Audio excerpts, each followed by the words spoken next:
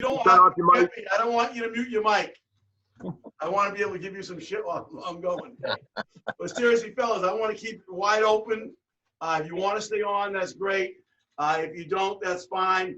Any questions that come up, please just yell at me, okay? This is for you, for me, whatever. I'm excited about being here.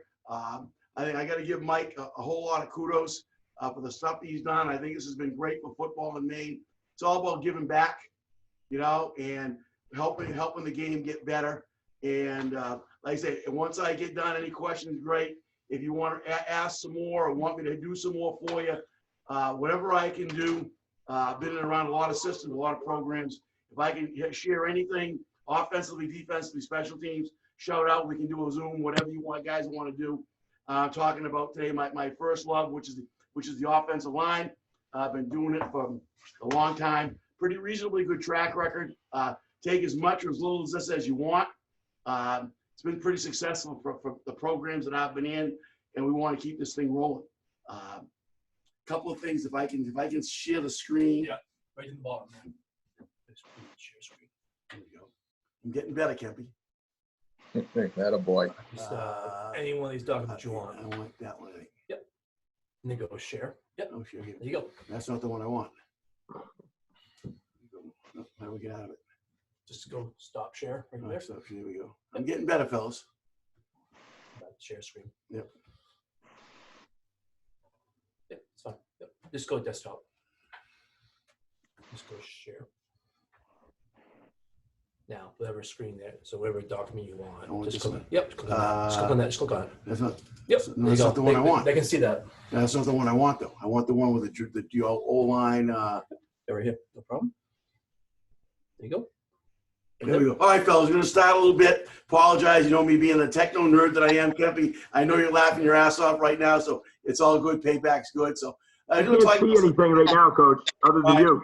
We all set? Everybody see me? We'll see the We screen. can see you. Is there supposed to be something up there? It's supposed to be. Coach.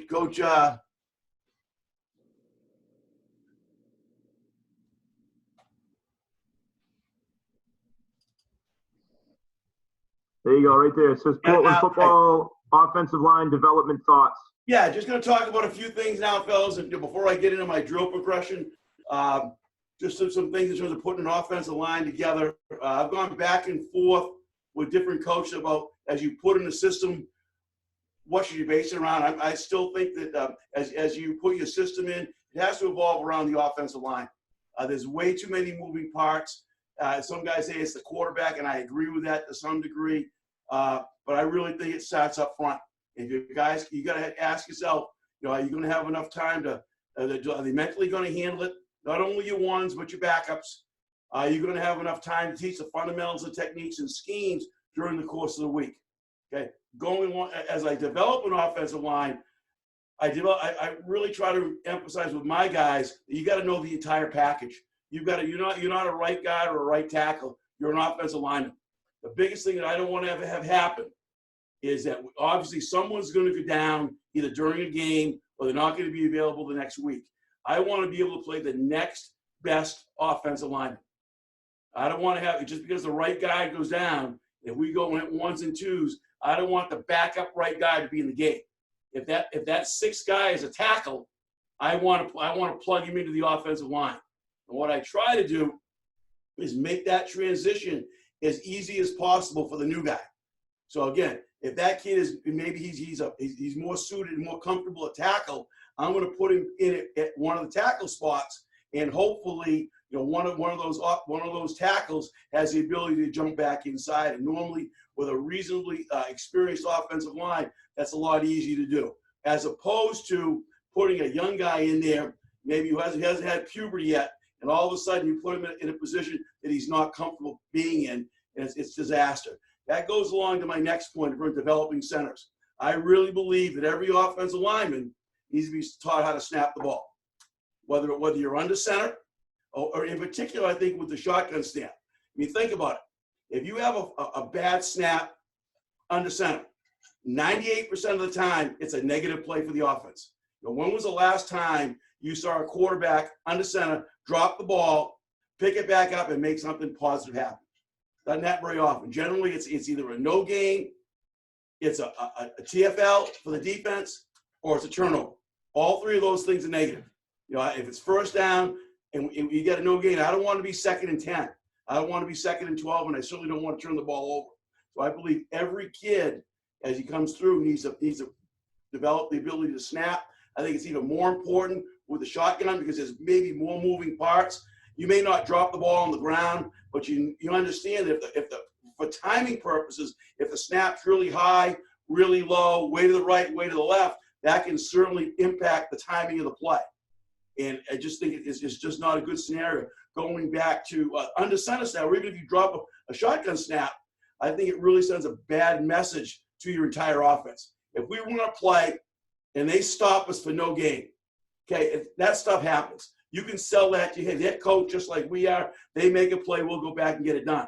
But if you just drop the ball on the ground, they've done nothing defensively to cause that. You just dropped it on the ground and you got a negative play. We want to try to avoid that. So again, by developing a lot of kids that can snap the ball, I think that's important. You never get caught, okay? And it's happened to me the last 2 or 3 years, whether it was here at Portland when I was at Bates, where we end up sometimes with our third or fourth center. And again, it happened to us this year in a critical time where we ended up going in to score. Our center got hurt, and we put our backup in. He had taken a lot of snaps, and he still dropped the ball on the ground. Okay, my last 2 years in the offensive line at Bates, we were down to our third center. It was really, really important that you get those guys ready, in particular those guys that are starting for you. So again, if that backup is technically your number 2 center, he may not be your 6th best offensive lineman. I want to be able to take that right guard, who's an ass kicker, move him to center, and take that young guy and put him at guard. So at least, especially if we're on the center, we're going to get the ball back to the quarterback. Okay, and same thing with a long snap, with a short snap situation. I don't want bad snaps. Again, that doesn't make the offense feel really, really comfortable. So again, multiple kids playing multiple positions, I think is really, really, really important. Everybody, so we're on the same page there. Good. Now, my teaching philosophy, pretty simple. I'm a firm believer, fundamentals and technique. That's where it begins and ends.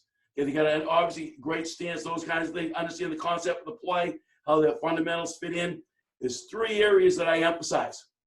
It all starts with the eyes, 10 to 2. Kids have got to be able to see the big picture. They got to understand the concept of the play, and then as they get down in their stance, they do their pre-snap read, just like a quarterback will, okay, and what's in front of me. Okay, I always talk about the worst case scenario as we teach a play. For example, I'm a right tackle. I have a guy on my outside shoulder in a 5 technique. We're running to the B gap. Okay, what's the worst thing that can happen is for that guy to spark into the B gap. He gets across my face, gets penetration, and we have a tackle for a loss or a no gain. So I've got to be prepared for that. And again, as I look at that defensive player, they're going to give normally they're going to give their stuff away. If he's normally a Y5 and all of a sudden he's head up, I've got to be aware that something's up. Not change anything that I do, but I have to be mentally aware of that. Same thing with linebackers. I use 2 D words, depth and demeanor. Okay, as well as we hit our blitzes at Bates, we still gave it away a lot. Again, is that linebacker that you may be responsible for, okay, is he at normal linebacker depth? If he is, you probably don't have to worry about him blitzing the gap. For example, I'm a guard. Okay, I've got a 3 shade. I'm going to double him. We're running gap scheme, and that backer in the A gap is at 4 yards. I can stay on that double team and run it right back into the linebacker. If he does try a run through, I'm prepared to come off on him. Now, different scenario, same thing. I got a 3 shade, but now that linebacker's foaming at the mouth. He's at 2 yards. I may need to communicate that to my tackle, knowing I'm probably going to have to come off right away. So that worst case scenario for both down linemen and linebackers, at least they've got a mental picture and they're mentally prepared instead of being mentally lazy. So that's the first thing as we're going through play concept that I talk about. Now, in terms of my drill progressions, I like this progression, quite frankly. I started kind of putting it together, stealing from a lot of guys back in the mid-'80s, early 80s, okay? Stems from the wing tee. But what I like about the progression is that you can utilize it in any run schemes that you want to use. It started in the wing tee. use a very similar progression when we were running triple option, use a very similar progression when we were running I, running power, counter, outside zone. Okay, so I really think that, I think it's very, very adaptable. I think it can be used at every level. I've used it coaching youth football at the 5th and 6th grade level. Our middle school program when I was at Lewiston used the same progression. And obviously when I was at Lewiston High School, and then eventually at the 8 or 9 years that I was the offensive line coach at Bates, it was a similar progression. Might have made some changes, some tweaks. It's evolved over the years, but the concept is the same. Everybody, anybody got any questions? We're good? All right. The next part of my teaching philosophy is it all starts with the feet. I've gone back and forth with guys, but I really believe first 2 steps are absolutely critical. You can be 6'3", 290, bench 500 pounds, and squat a house. And if you don't take correct angles, you're not going to block that kid. Period. End of story. My humble opinion. So again, we talk about the first 2 steps. Okay, again, get a proper exit angle. I want to take the proper first step based on my assignment, so that when I get my second step down in the ground, okay, I'm in a position and have the leverage I need to make my block. Be in an athletic, powerful body position, and get that second step down. We talk about 6-inch steps all the time, short, powerful, and staying in that good position. Now, what I'm going to try to do, and again, the last part of it is just blow delivery and finish. What I'm going to do now is I'm going to take you through, kind of go back and forth from this screen. And I'm actually going to try to demo it. Kempy, don't you laugh at me, and kind of show you some of the things the things that I'm looking for in terms of my drills. Okay, Coach. Just click on stop share. Okay, you guys see me all right? Mike and Lino, will you? Make J-Mac. Yeah, we got you, Coach. Okay, good. Okay, fellas, really, again, talking of this is a drill, quite frankly, came out of the wing tee. I know Coach Roscoe talked about it the other night, the bird dog drill. I love the drill. It's adaptable to anything you do, run or pass. Again, whether you are a wing tee team, an I team, a spread team, triple option team, it doesn't matter. You can adapt the drill to whatever blocking, whatever you want to teach your offensive lineman. Okay? The first thing we talk about, again, I would be useless without the grid. Okay, first time was at Lewis High School, went out with a can of paint and painted a grid. Basically, it's every square is 3 by 3, and I have all my guys assigned to a specific square. I like to use lines. I'm a visual person. Okay, I want to be able to see as they move their feet, are they doing it at the correct angle and the correct distance. Also, there are times that I can stop the drill and have kids literally look down at their feet so they can visually see, hey, dude, that's not a 6-inch step when you're out here, at 3 feet. So those are things that I really want to be able to see. All right, so I'm a visual guy.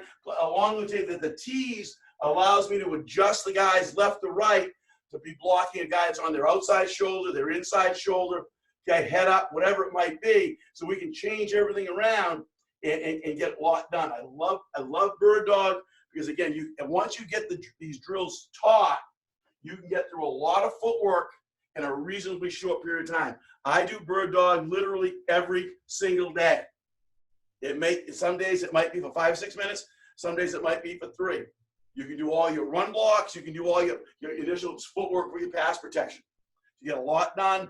The reason I like it is the fact that normally if the guys were here, there's the coach in front of the drill. But what this allows me to do is mill around front, back, sideways. The guys never know where I am, so they really can't cheat. All right. So first thing we talk about is we're gonna be on the tee, and I'm gonna put my toes on the line. Everybody see that? So I'm on toes on the line. And again, when I teach a stance, I'm a big run block guy. I don't like seeing that big stagger. If we want to go no more than heel to instep, if I've got kids that are very athletic, we'll literally be in a square stance. Okay. Again, I've never been one that's been a big drop back pass guy. And we'll throw it 15, 20, 25 times a game, but it's mostly quick sprint out. So again, I don't believe you need to have a big stagger. As Coach Roscoe would say, we agreed on a lot of things. I don't necessarily worry about a right or left-handed stance. I don't care. I want a stance that a kid can perform out of. Just because it's on the left side and he wants to be in the right-handed stance, I don't give a crap.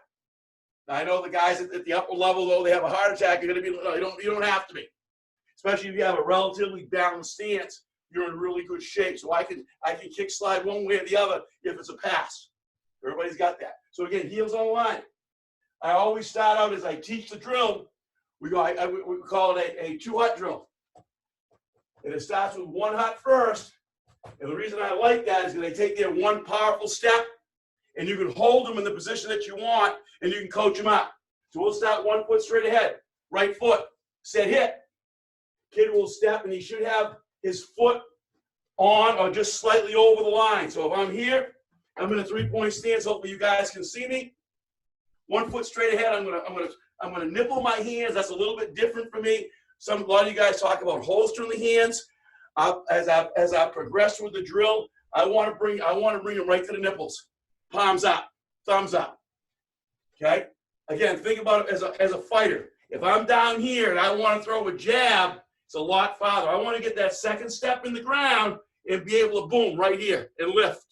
So when I talk about nipples, the other thing I'll also do before I even start the drill is I'll have them take a step standing up and have them literally squeeze their shoulder blades together. I want them to feel it. Sometimes you take it, go nipple it, and they're not really squeezing. I want them to feel those shoulder blades squeeze, get a nice C in the back. So again, everybody see that. Toes on the line, 3-point stance. Say hit. Say hit. So I'm right here at the nipples, in nice and tight, thumbs up, palms up. Everybody got this? Everybody see that? And Mike, can you everybody here see what I'm doing? Yeah, you're good. All right. So again, we go right foot straight ahead, left foot. You don't block like that very often, but that's why I introduce the drill. Now what I'll do as I teach the drill is I will offset. Okay, so I'll have 1 foot on the line here, and we're going to zone step to the right. So now, as I get my stance, it's going to be set hit, boom. Again, I'm looking for chest over the thigh, hands at the nipples, eyes up. Chest over the thigh. Okay, so that defensive lineman wants to come off. I want him to get the top of my shoulder pads rather than my breastplate. Everybody got that? So again, that's just zoning right and left. Or it could be base right, whatever you want to call it. Doesn't matter. You call it anything you want to. Then do the same thing going in the other direction. So you're going right, you're going left. Now you got to understand, you've got bodies in every one of these tees. So you've got 15, you could have 10 or 15 offensive linemen working first step all at the same time.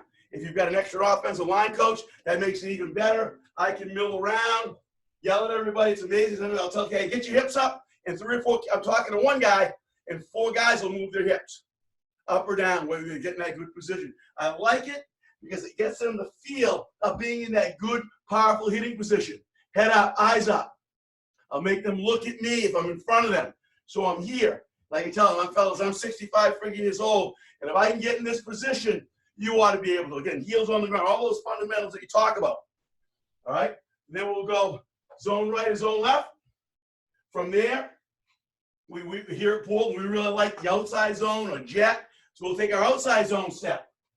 And again, from there, if I've got the T, looks like that.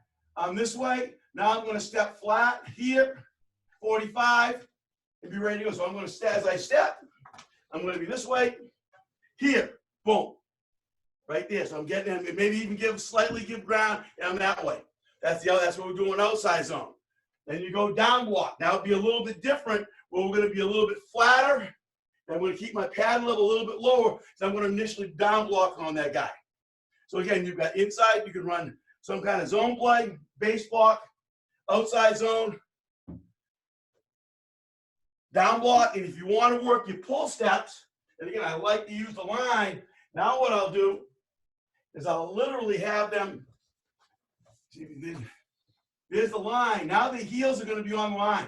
Now when I open up, if I'm going to the right, I'm going here. So I'm going to open my hips, give a little bit of ground, but my shoulders are downhill. Eyes on my target. Second step again will be here, and I'm working into the line of scrimmage. I like the line so I can see it. And the same thing, what I'll do if kids are struggling, As they come out of their stance, I'm going to have them hold it. I'll say, fellas, this time, just stand up. And I want them to look down at their feet. They can see where they are in relation to the line. I'm going to use a big word, Kempy. Some kids don't have that kinesthetic awareness. Plymouth State, 1974. All right, so again, we want to get them to feel of where they're supposed to be. It's all muscle memory, all that stuff I learned back in the 70s. Doesn't help me anymore. All right, so everybody got that with the bird dog, 1 hut. From there, that's what we'll go 2 hut. Same drill. And now we're going to execute the first and second step. Okay, I'm in my stance. I'm going to base block right. Sit, hit, right there. Head up. Face would be into the shoulder pad or into the chest of that defensive player. I'm shooting my hands, short strike. Again, I don't want to get any extension. We talk about smothering the defensive lineman. They're going to try to get separation. We want to get our hands on the breastplate and pull them in nice and tight. Don't let them go. If you're in here, again, I know high school officials, it should not be called for holding. All right, so again, the progression stays exactly the same. We go zone right. Okay, now I'm going to take that 45-degree step. Second step, I'm gaining ground. Keep my shoulders square. Outside zone. Okay, now I'm going to open, boom. And now with us, I teach a one-hand stab. I really believe that you can run a lot faster blocking that outside shoulder with one hand than you can with 2. I don't know about you, but I don't look very good running this way. But if I'm here, I can sprint and run his ass to the sideline. Okay? Down block the same way. I'm going to down block. Now I'm here. Boom, boom. Powerful, quick. Hold the position. Boom. And again, you can hold it. You can coach it up and really get after it. Anybody got any questions with that? As far as the bird dog kind of thing? So you go 1, 2 steps. Then you just go, okay, fellas, we're going to do it all at once. So hit, and they execute whatever block you want. Sounds like it takes some time. It does. For me, I've got 4, 5, or 6 different drills that I can adapt here and there. I don't have a ton of drills. My feeling is I want to teach my core basically the first day. And I want them to be able to memorize and get a feel for my teaching progression of drills, how we do every single day. Kids get used to it. Instead of having 19 drills, and especially with high school kids, you end up spending, you got a 20-minute individual period, you spend 5 or 6 minutes teaching a freaking drill or getting kids lined up. That's bullshit. My guys know, hey, we're going boards right now. Boom, they get on, they get ready to go, and they're after it. They know when they come out of practice, when they come out before practice, they know what my progression is going to be.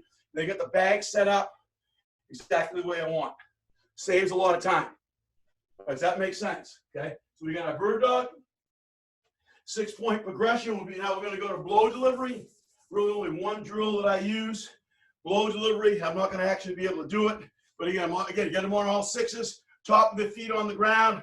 Hands here. And we're just going to say hit here. And then we're going to extend through and strike.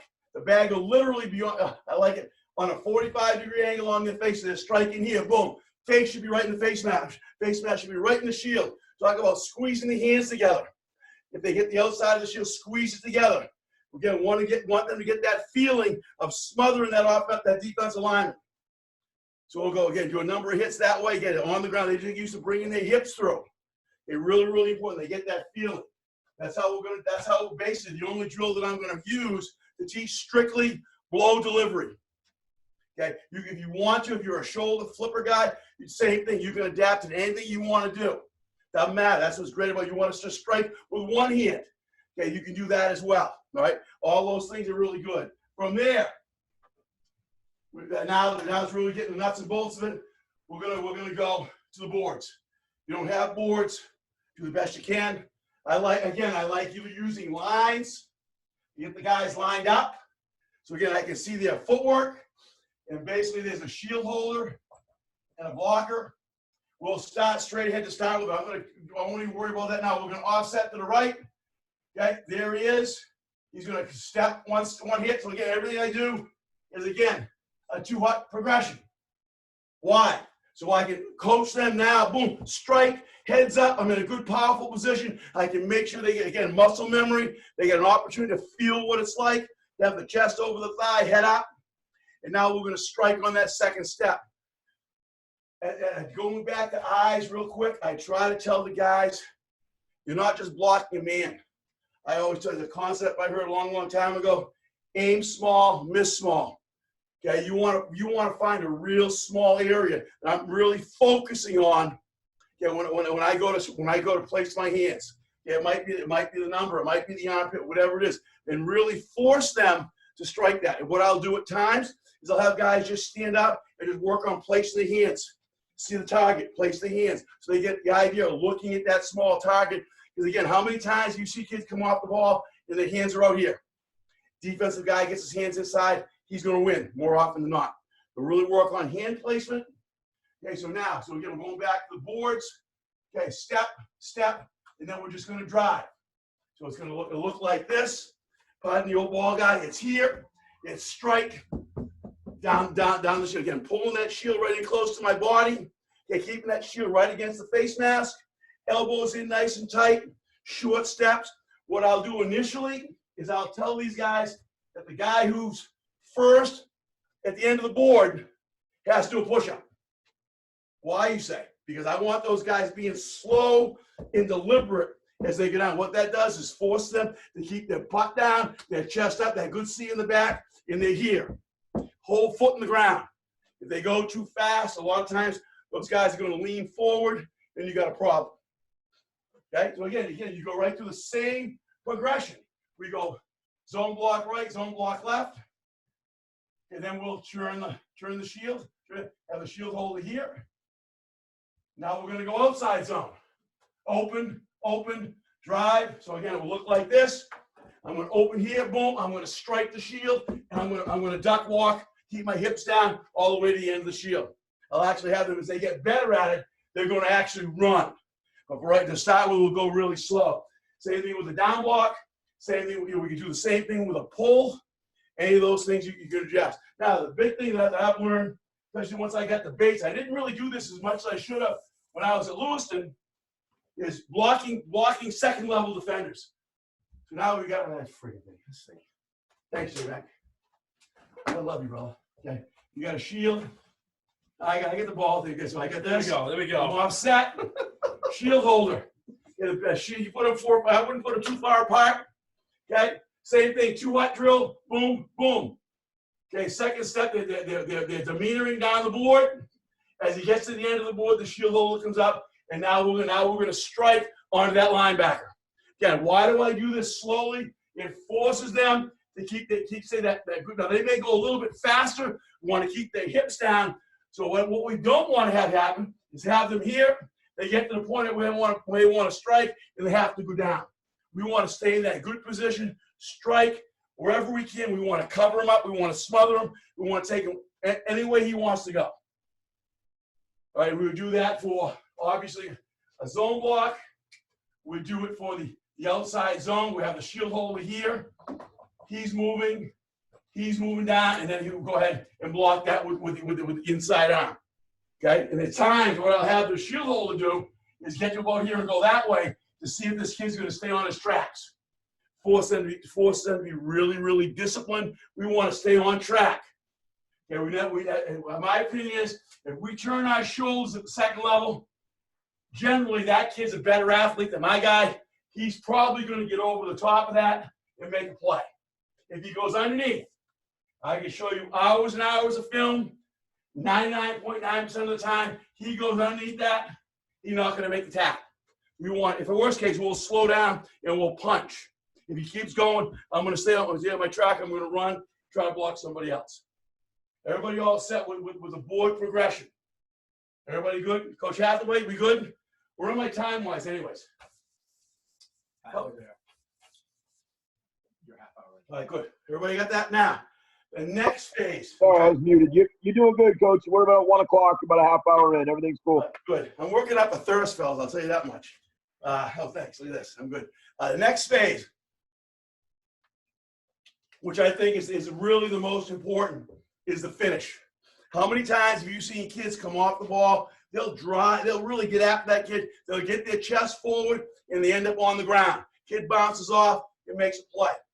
When I, again, as a college recruiter, I'm looking for, in particular, obviously, good footwork, those kind of things. But I don't want to see an offensive lineman on the ground unless he's on top of a defensive player. All right. So again, if those guys are getting their chest forward, we don't want that. This is what this drill is all about. It's called the finish drill. Coach Wells the other night calls it the strain drill. One of the things that I like that I'm going to incorporate this year, because I'm a friggin' thief.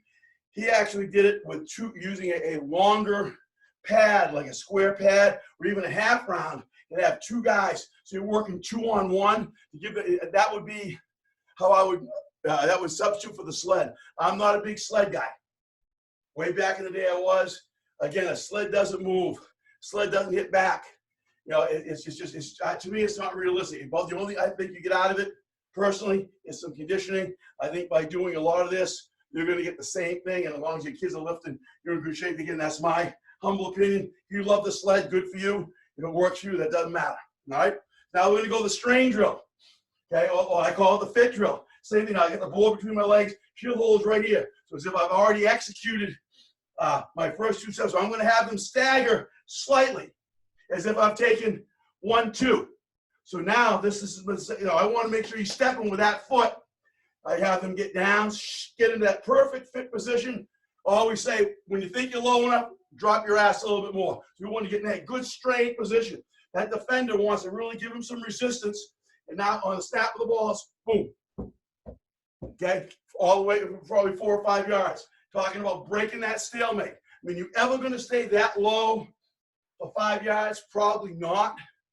But the idea is you want to get into that position, keeping the body weight low, and really strive and drive that shield right to the end. All right, give them. And again, I like it doing with what Coach Wilson. Some of you guys didn't see his presentation. You've got a square dummy. You've got a body and a body. And then you got your blocker. He's going to drive that way. Now you're blocking. For example, you might have a senior offensive lineman that's 250. Even if you're 180 and 180, I'm not a rocket scientist, but that's 360. That's a lot of weight you got to move. So that's something I know I'm going to do this year. I always wondered how I could do that. Again, Coach Wells is a hell of a lot smarter than I am, but I'm definitely going to use that one this year. So that's the strain or fit drill. Taking it to the next level, which I think is really key. And again, that's why I like using the boards. So now you've got your shield holder, you got your blocker. We're going to fit in. We're going to drive to the end of the board. Keep it that nice low pad level. Okay. Here's the coach. I'm going to point in one direction or the other. As they get to the end of the board, the whistle will blow. This shield holder is now here. He's going to start to move in that direction. And what we want to be able to do is be able to keep our hips under us, okay, be able to accelerate and take him wherever he wants to go. That's where you get your pancakes. I mean, I don't know about you, but I don't know many defensive players that can have an offensive line lashed on them, try to make a tackle, and not get knocked on their ass. Okay? So as that guy starts to escape, we want to keep our hips down, we want to accelerate our feet, and we want to drive him. Boom, maintain contact. Taking the drill a step further, as you teach it, now the shield holder, they will kind of zigzag. We'll start this way. Kid's got to maintain contact. Now he tries to come back. So again, I want to get this look. I'm here. And I want to be able to work that hand, push, pull to maintain contact, stay with him as long as I possibly can. A great way to finish that drill. Okay, again, you've got, probably have 3 or 4 lines going at once. Coaches milling around. I think it's a great finish drill to get your guys in a position. Okay, so there's that finishing through the block. So now what have we worked on? We've spent a hell of a lot of time on footwork. We worked on blow delivery. We worked on first 2 steps and strike in a good fitting position for every one of our blocks. And now we're finishing it. The great thing about the progression is you can go as fast or slow as you want to. As you start to master the drill and these kids understand what you want, You can eliminate the one hut. You can go just go and go right now. Boom, set it and go. Whether you're going outside zone, base block, whatever it is, it's simple. It's really kind of conducive to anything that you want to do. Right? Again, you can take these drills in a different direction. You can do the fit drill. You want to use a 2-hut drill for a number of different things. We got a shield holder. Okay, we'll just say right now we got a blocker and he's trying to execute a down block. Okay, well that kid, the worst case scenario is this kid go over the top. So on the first step, I'm here. That shield holder is working the other way. Just one step. Hold it, and now, okay. Again, we're going, shield holders going, we're going here, we're going to drive him right by. Does that make sense? So on that second step, I can get him and drive him right by. Use his momentum. Any of those kind of things you can do. You do the same thing as far as 2-hut drill. Anytime you're working a 2-on-1, and you got a guard and a tackle, and we'll just say we're working with this is the defender, and we're working backside scoop, and you're going to scoop that 3 shade, take my step, second step, fit in, drive him north and south. The defender goes away, I continue to linebacker. I like, as I initially teach that, do everything with that 2-hut concept. Again, keeps them in a good hitting position. They can see what's going on. You're taking it really slow. They get really good at it. And hopefully, you got a pretty good progression there. Anybody got any questions? No? I know I'm not that good, fellas. Okay. Going back again, you can do the same thing on the boards. Excuse me, on the grid. Okay, work your pass protection. Again, we'll say right now I've got an inside leverage guy, and I want to work 3-step protection, or I want to work a quick inside power set. Set, hit, and go from there. So I'm going this way. If I'm going to set inside in my stance, it's boom right there, and I'm good. So you can see the footwork and go from there. Fellas, that's my progression. That's what I got. Pretty simple. Again, it's adaptable to anything you want to do. I like using that 2-hut concept and with my initial teaching because it forces them to stay in great position, and it allows you to do some real teaching, get them in a good body position. Anything else? Questions, please. You guys want to go ahead and throw on your mics and throw on your cameras? Come on in. Coach, my question to you is, did you say that you run a zone blocking scheme? We're a gap scheme, outside zone. So you're gap and zone. Okay. Yep. Why do you like those schemes more so than man blocking? I like gap scheme because it really defines what guy they get. A gap, B gap in a minute. A gap, B gap. And you're going to get double teams to the point of attack. I like, yeah, it's easy. If I'm the right tackle, I know I'm responsible for the B gap. Period. End of story. Or the way I teach it, the gap away from where the play's going. I'm going right on blocking left. Outside zone, I think, is just, we like it. I think you get the ball to the perimeter. Yeah, I say this all the time. The absolute hardest thing to do in football is to tackle someone in space. We want to try to get, when I was at Bates, it was the same way. And here we've got some good athletes. We want to get our guys to the perimeter. It's an easy block. So I get outside zone and gap scheme is what we do. Some gap schemes end up being a man block just because of the way it works. Right. But I like the gap scheme better. Okay. Personally, rather than inside zone.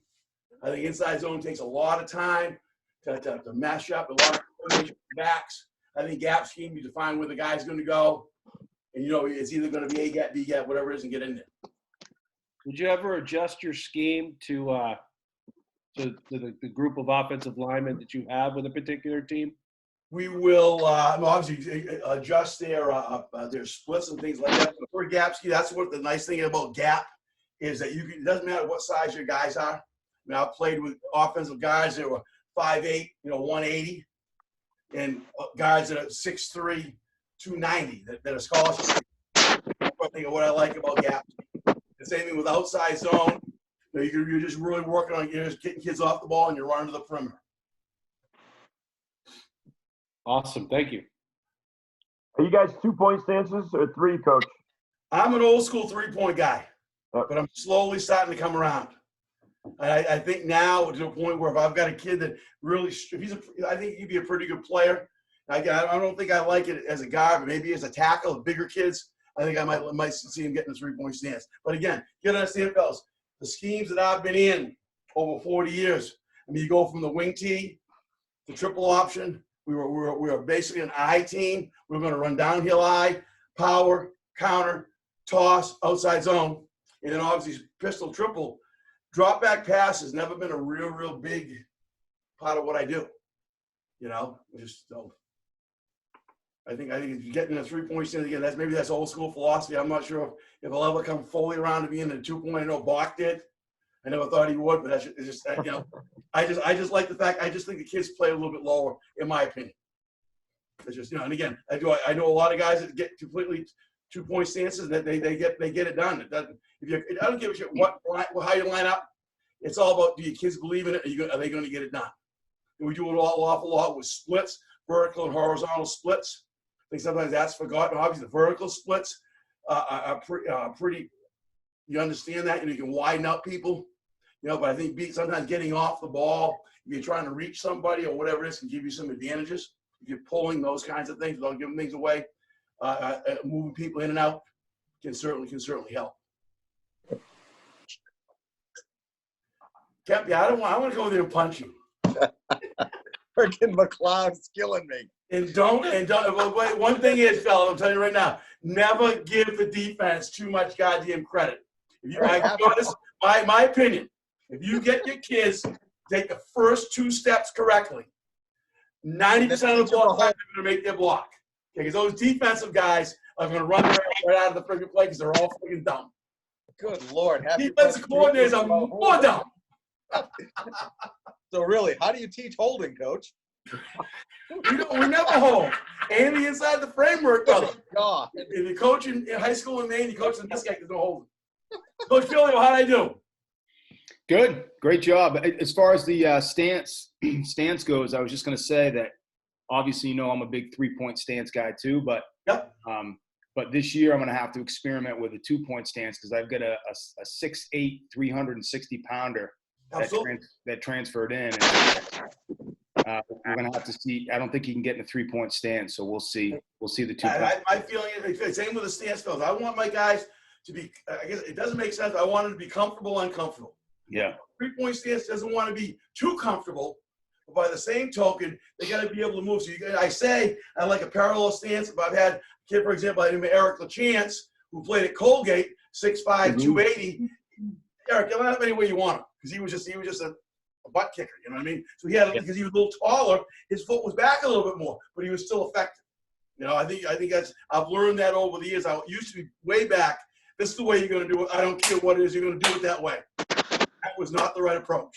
You could start with you know, I mean. Yeah, you could start with your tackles. You know, a lot of teams just do that, right? Absolutely. They just have their tackles in 2, and then their interior 3. Yeah. You know, well, however, whatever you're comfortable teaching, I think is at the end of the day, that's all that matters. Yeah.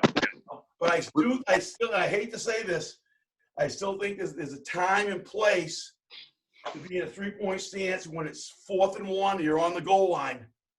I don't know how guys get away with this. I don't get it. I'm not saying they're wrong.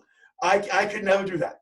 Just it is what it is. And maybe I'm just too set in my ways. I want to get down, I want to lower him, and I want to knock. I will tell you, we block out on the goal line. We want to get our heels in the end zone.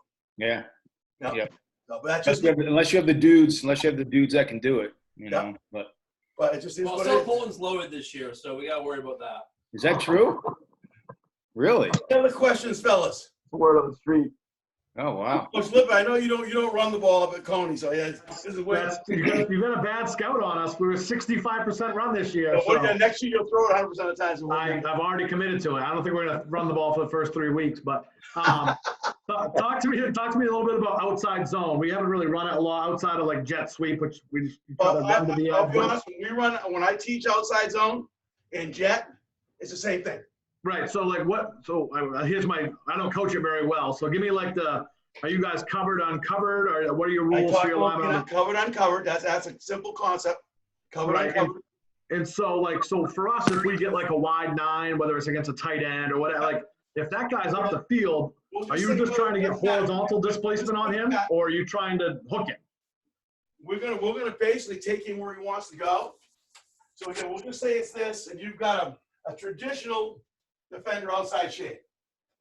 Okay, we're gonna open step. Give just I don't want to say we're gonna. I'm not a bucket step guy, but if my heels are on that line, I'm gonna step slightly behind the line, and I'm gonna freaking sprint through and put my inside hand on his outside number.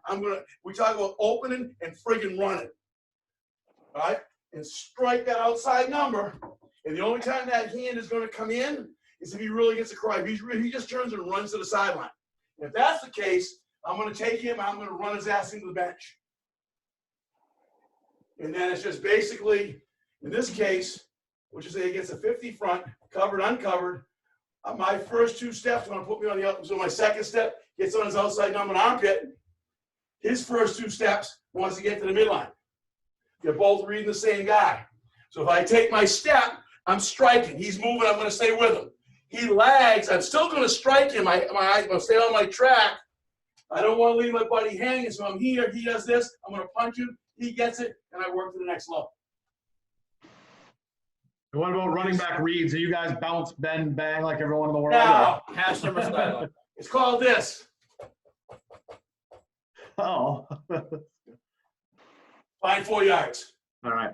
I mean, initially on jet, we're trying to stretch it, obviously. Right. But again, to get initial pressure up the field, he's got to be able to put his foot in the ground and go north and south. Okay, but that's basically what we do. It's an even front. And we'll just say even without a tight end, so you get this and this, we still feel like we can run outside zone. Okay, again, covered, uncovered. If you got a defender here, he's gonna turn, rip, and run. His eyeballs are on that midline to outside number. Same thing. Okay, chances are you don't usually see the double spark with a 3 and the 5. You know what I mean? If you do, you still should be able to block it. So we're going outside number and armpit, say zone in this, trying to get there. One of our perimeter guys is blocking off the edge, and we're good. And I'll talk about some. That's it doesn't matter what we get. What we'll do is that same thing with that 2-hut drill. Just say we got a guard, and a tackle, and a defender. Okay, covered, uncovered. Right. Take our steps in a 2-hut situation.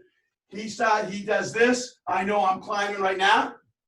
He does this. I'm getting in. I'm going to punch him, but I'm going to keep my shoulders on my track. So I want to keep working this way. Okay, so even if I get this, guard goes, he goes, he ends up staying with that defender. I want to stay on that track. I never, ever, ever, never want to turn my shoulders and go back. If he's underneath, he's never going to get there. They say if he does, okay, if he gets tailback, gets caught from behind, I fire him. Pretty simple. I don't know, fellas. It's the same thing on the backside. A lot of guys don't block it like this. I believe in it. We're going to turn, rip, and run. I don't want to block anybody on the backside. Because if I put it this way, if you got a fat ass, Kepi, okay, and I can turn and run, and I can get on that side of that 3 shade, is he going to tackle my tailback? If he does, he's fired. Now, if he's an ass kicker, he's a really good player, yeah, we'll block him. Absolutely. But chances are that's not going to happen. We're going to make you make a play first. But if we can get this, now we're working to the center here, center there, leave these guys go. And what I like, and we won't do it as much here, but we'll run in jet. We're gonna look at that guy. If he's bending, we're gonna pull the ball, come out the back door. But that's something you can put in with your quarterback. But again, that's just the basic blocking scheme for me with jet and outside zone. Okay, landmark, we're running outside zone. In my case, would be open, outside hip with a tight end, or the third man on the line of scrimmage if there is one. Press, make 1 cut. Find 4 yards. If you find, all I know, I'm not a math major, but 4 and 4 and 4 is a first down. If these guys, they get in there, they start shaking and baking, they get caught from behind, the ball is up on the ground. You go 4, 4, 4, 40. Pretty smart guy. The defense tends to overrun. Now you stick your foot in the ground, you go.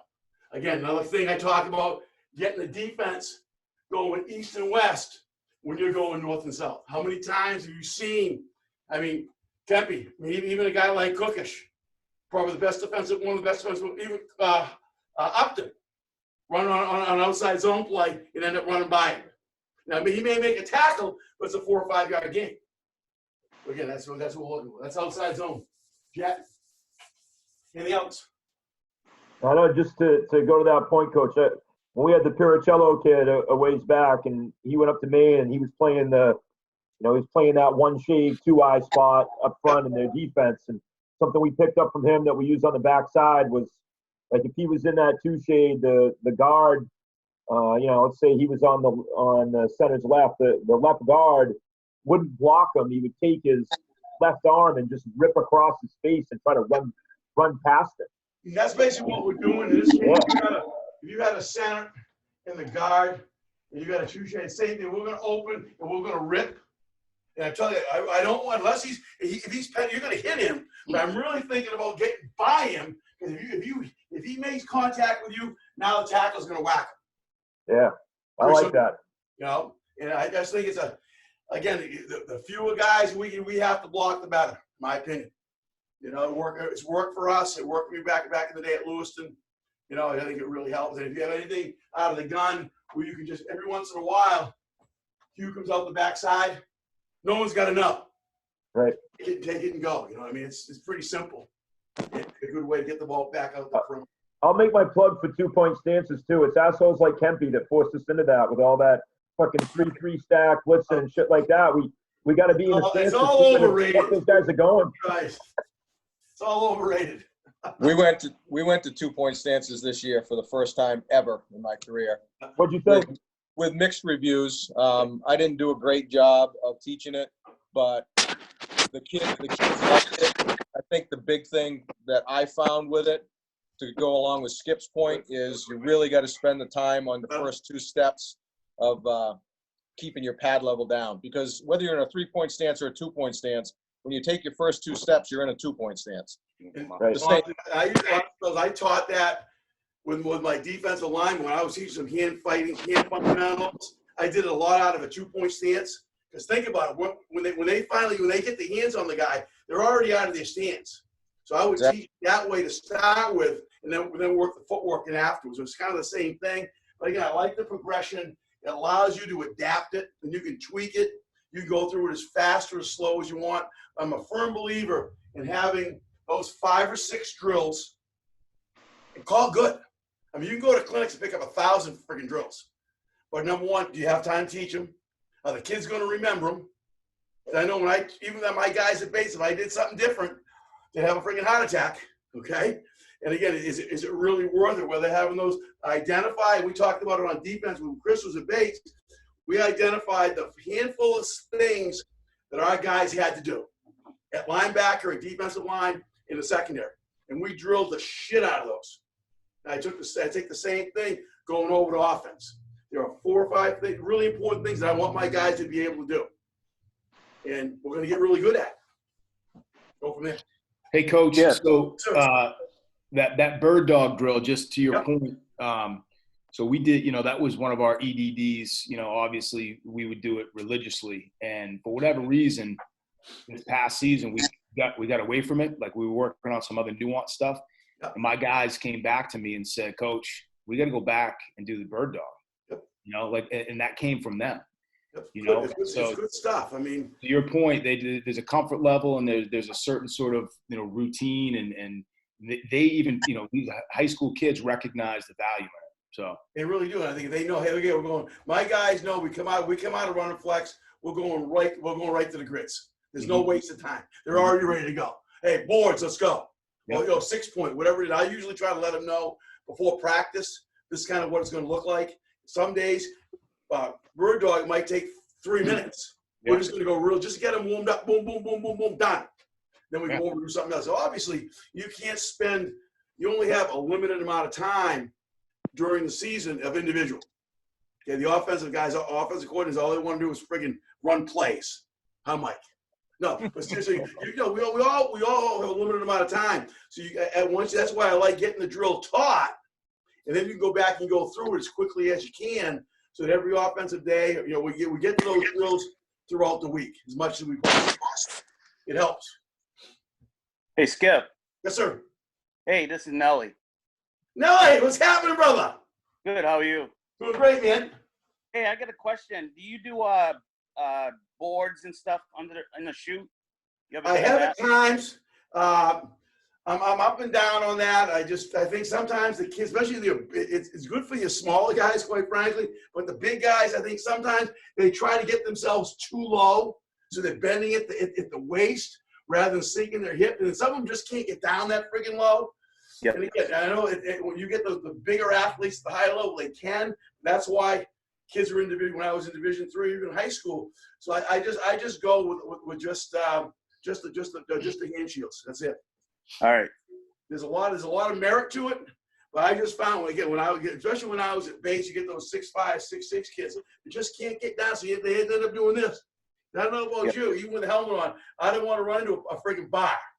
Yeah. I haven't got much left, but I don't want to do that. So what do? They do this and they drop their heads, or they're doing this stuff, and that's not what we want.